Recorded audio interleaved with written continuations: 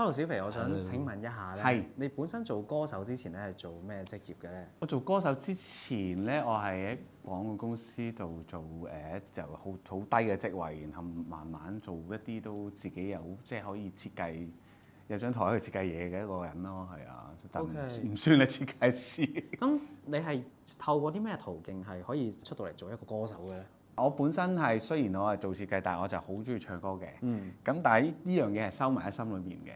咁唔諗住俾人知嘅，係匿埋做嘅啫。呢樣嘢唱歌呢樣嘢。咁直至即係有個朋友即係拉去比賽啦。咁其實心裏面一路好想，但係其實又唔敢。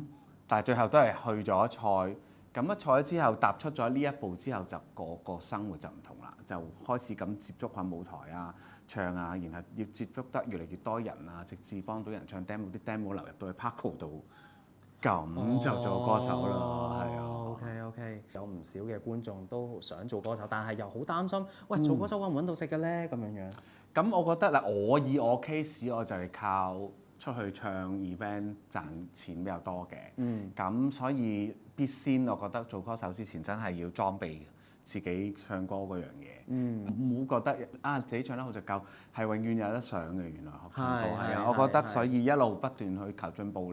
你嘅實力，你學翻嚟嘅嘢係一定會有人睇到嘅，然後就會去即係邀請你去做唔同嘅event 就去賺錢咯。你有啲咩建議會想俾啲後年輕人咧？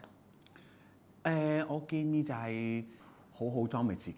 可能有啲人就放喺創作度啦，即係我識好多可能就咁作俾自己，又作俾人哋，呢個亦都係啦。咁有啲可能就有喺演藝，即係成件事嘅演藝唔單止唱歌喎，可能係佢做戲又好叻啊，舞台上面各樣。